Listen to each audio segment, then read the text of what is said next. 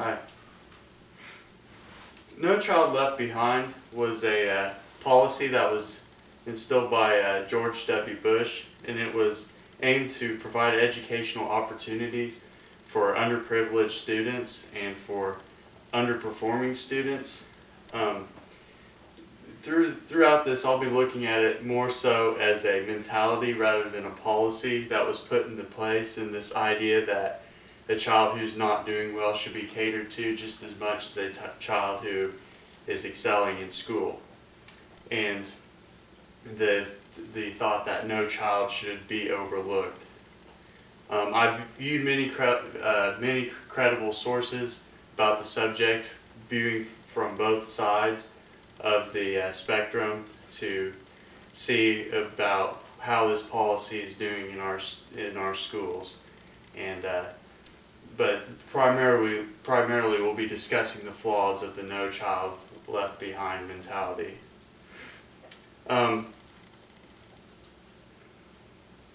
of the main flaws has to do with the idea of universal curriculum, and part of this is, according to the Side Effects of the No Child Left Behind by Gordon Callowit, there's too much reading and math in the current curriculum, and this takes away from physical sciences and other subjects that really need to be discussed more, and they really need to be hammered down more, because those are the ones that produce critical thinking skills, and those are the ones that are more used every day. And while standardizing tests makes sure the nation's all on the same page, it also prohibits some students from excelling at subjects.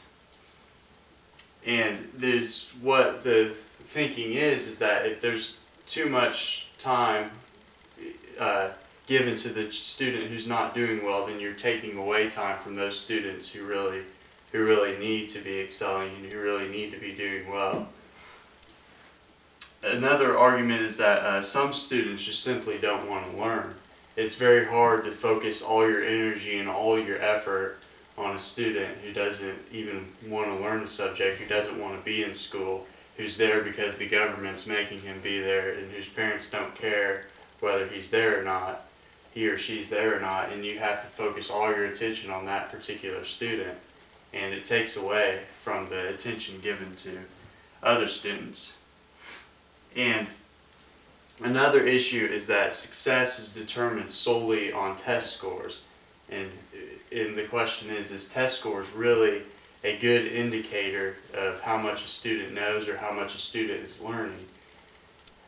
And it hasn't just limited students, it also hasn't even worked. According to Many Children Left Behind, How the Child No Left Behind Act is Damaging Our Children in Schools, and this is a book by Deborah Meyer.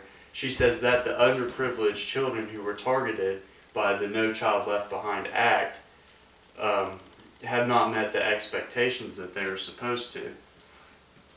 And that's been kind of disappointing, in that the one goal that the act was wanting to fulfill, it couldn't do so, and then that's been very disappointing. Also, it has set unrealistic demands for these underprivileged students, because they right off the bat they're expected to know just as much as these people who are in these more developed schools, and it's very hard for them, and statistics have shown that they have not made these demands.